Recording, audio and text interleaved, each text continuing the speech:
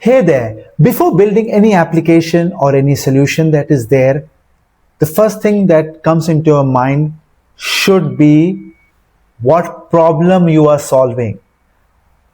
A lot of people think about the architecture, MCP, ABC, A2A, agentic AI, high-end LLMs, making your own LLMs.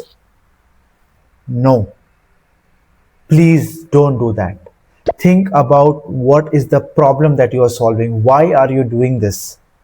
Is this something that you are passionate about? Is this problem that you have faced and you want to build a customized solution with your experience, your passion, and put it together?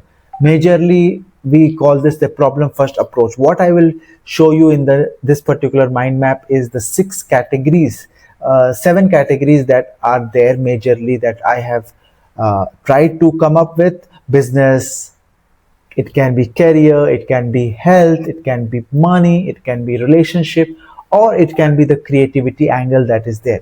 So in business, as all of you are focused on mainly business, there are more categories inside business that is there. But other than this, first we need to understand first what you are passionate about. So we in our AI residency program, we follow a Ikigai framework, and the intersection of that framework is something that will make you understand where you want to focus on.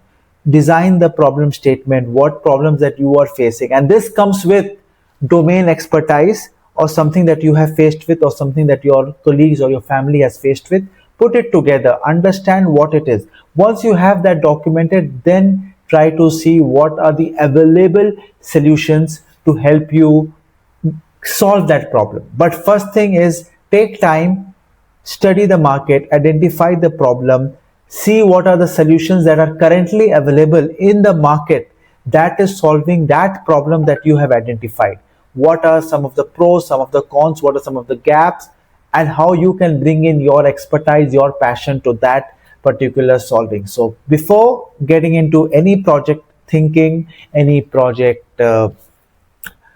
optimization, think about the problem. So that is what we call as the problem first approach. Thank you and see you in the next video.